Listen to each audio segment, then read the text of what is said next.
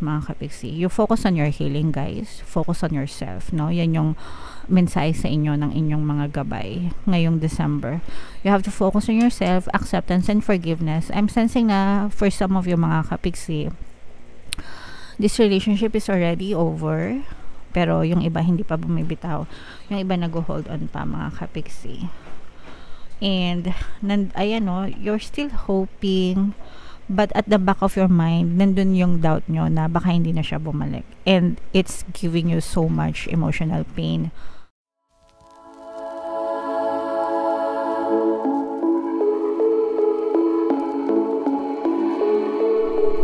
Hello guys, hello Gemini. Welcome back to Pinay Pixie Tarot.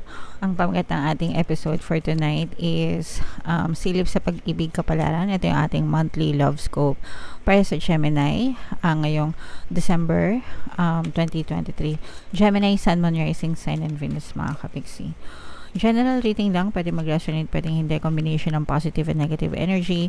Pwedeng ma-pick up yung energy nyo, pwedeng ma-pick up yung energy ng person nyo.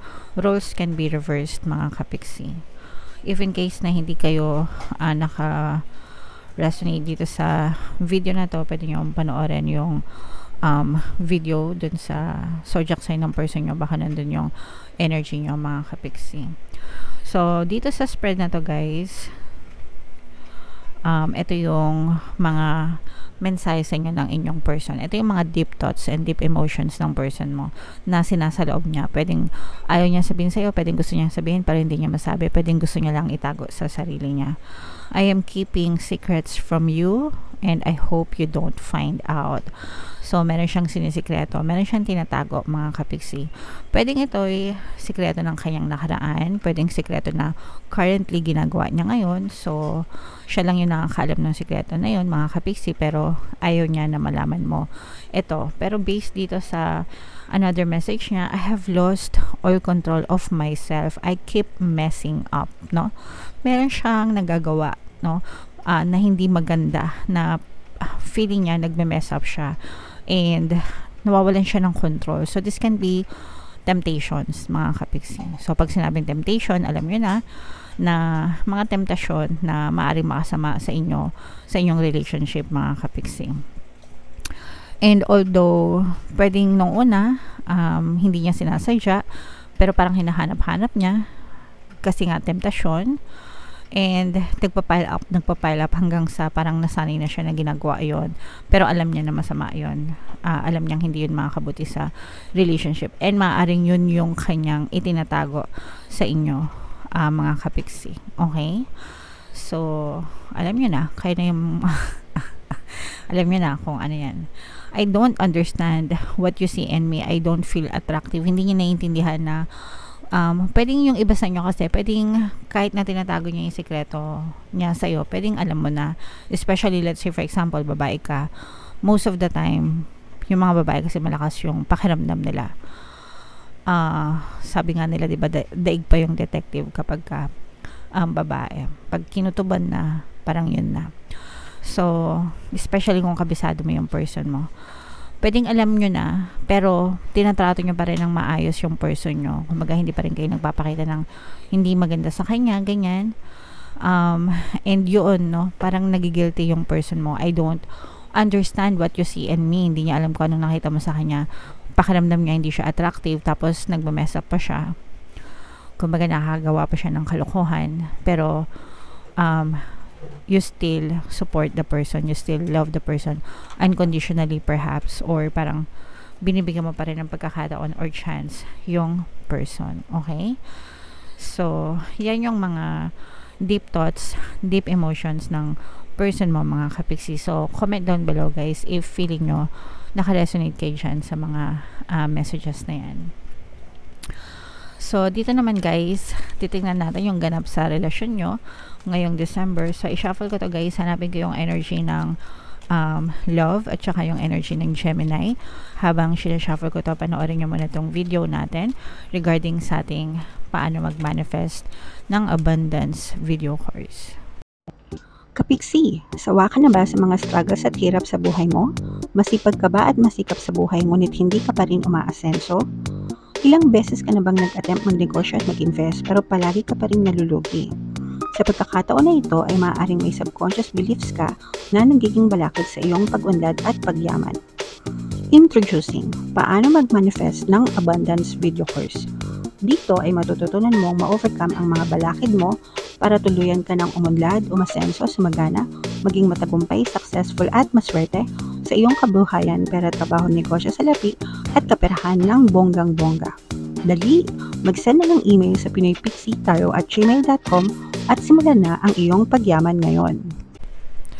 Alright, so gusto mo bang yumaman, kapiksi? Kung gusto mong yumaman, umunlad at umasenso ng bonggang-bongga, mag-avail ka na ng course, guys, kasi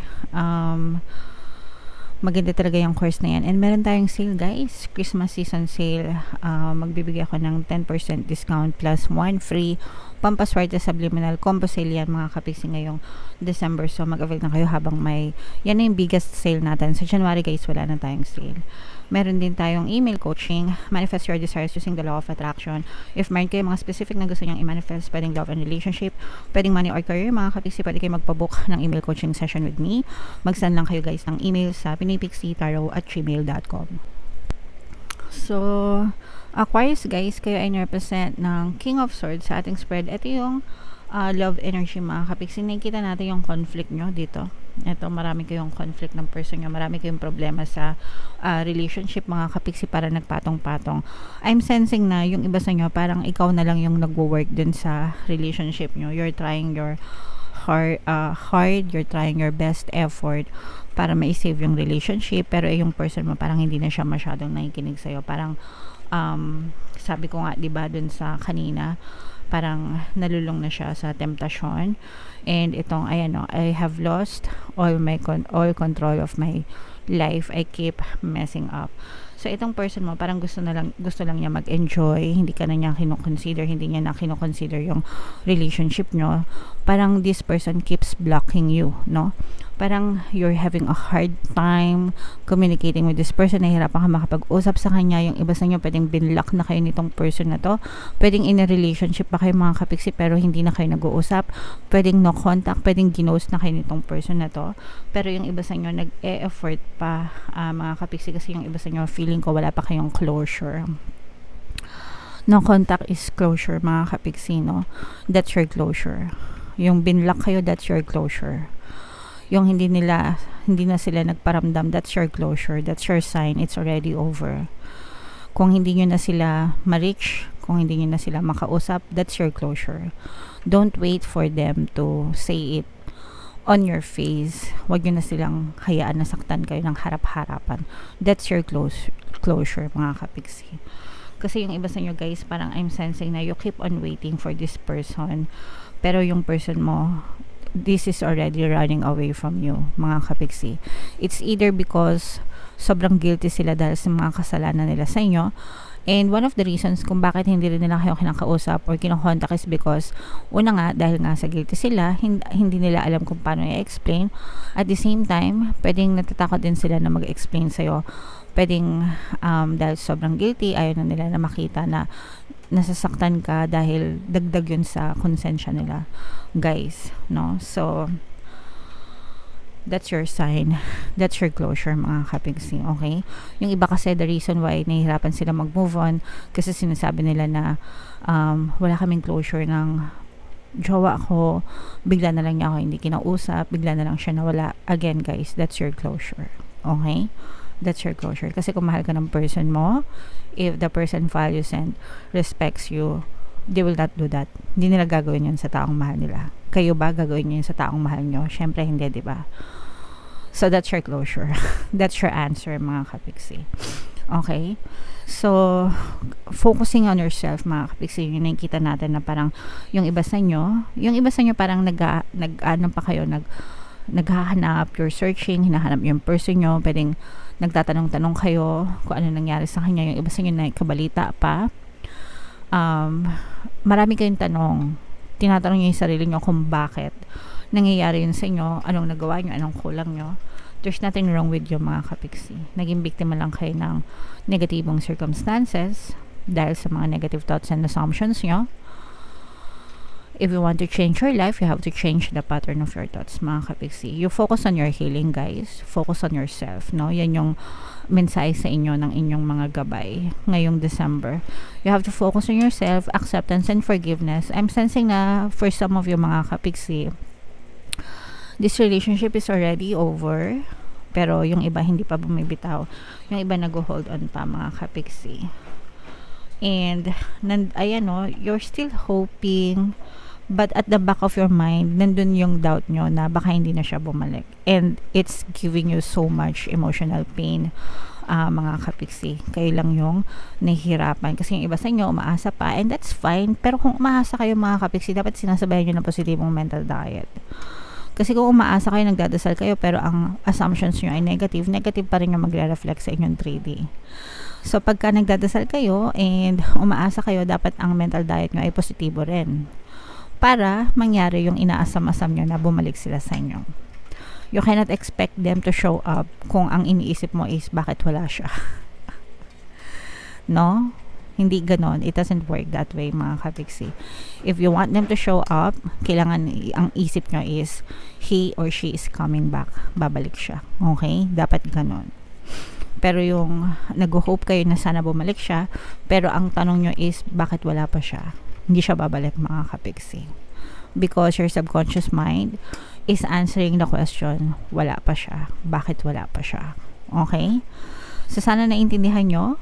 Sa mga nakaresonate, mga kapiksi, meron tayong mga relationship subliminals ng pampabalik sa mga gustong magpabalik, no? Pampabalisa, pampamiss, pampabalik, ganyan. Kung gusto nyo talagang bumalik sa inyo yung person nyo. Meron tayong strong energy ng water sign dito. Cancer, Pisces, Scorpio. So, for some of you, maaaring water sign yung inyong person, mga kapiksi. Yung mga subliminals natin, guys, pwede nyo i-combo-combo. Depende sa sitwasyon nyo.